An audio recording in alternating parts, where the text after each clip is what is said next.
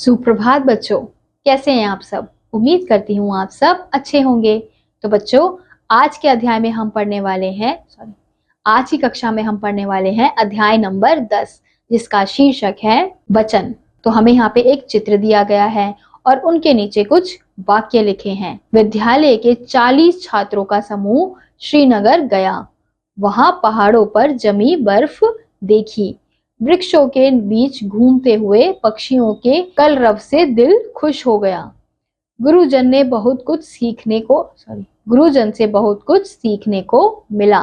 तो उपयुक्त वाक्यों में विद्यालय, श्रीनगर और दिल शब्द एक का बोध करा रहे हैं तथा छात्रों, पहाड़ों, वृक्षों, पक्षियों और गुरुजन से एक से अधिक का बोध हो रहा है।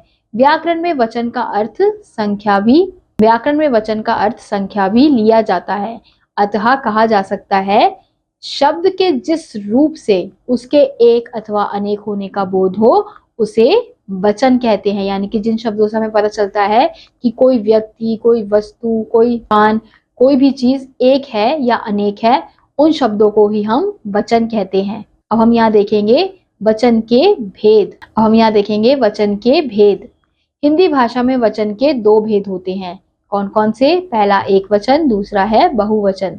सबसे पहले हम एक वचन के बारे में पढ़ेंगे। शब्द के जिस रूप से एक होने का बोध होता है उसे एक वचन कहते हैं, जैसे नदी, लड़का, माला आदि अन्य शब्द।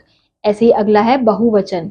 शब्द के जिस रूप से एक से अधिक होने का बोध हो उसे बहुवचन कहते हैं, जैसे नदियां, लड़के, मालाएं आदि अन्य शब्द। एक वचन से बहुवचन बनाने के नियम। आ को ए में बदलकर, जब हम आ को ए में बदल देते हैं तो वो एक वचन से बहुवचन में बदल जाता है। जैसे लड़का का हो गया लड़के, बच्चा का हो गया बच्चे, गधा का हो गया गधे। ऐसे अगला है ई को या में बदलकर, नदी का हो गया नदियां, सखी का हो गया सखियां, भाभी का हो गया भाभियां। ऐसे ही अगला है अ को ऐक में बदलकर, माता का माताएं, माला का मालाएं, कन्या का कन्याएं।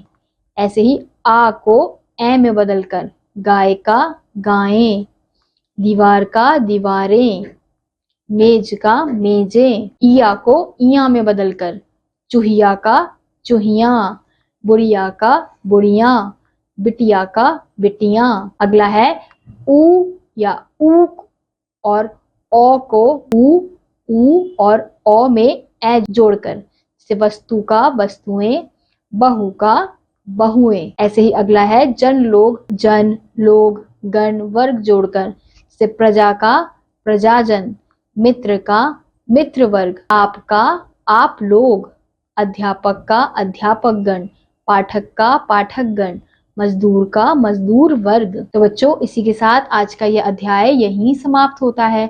उम्मीद करती हूँ आपको यह अध्याय समझ आया होगा।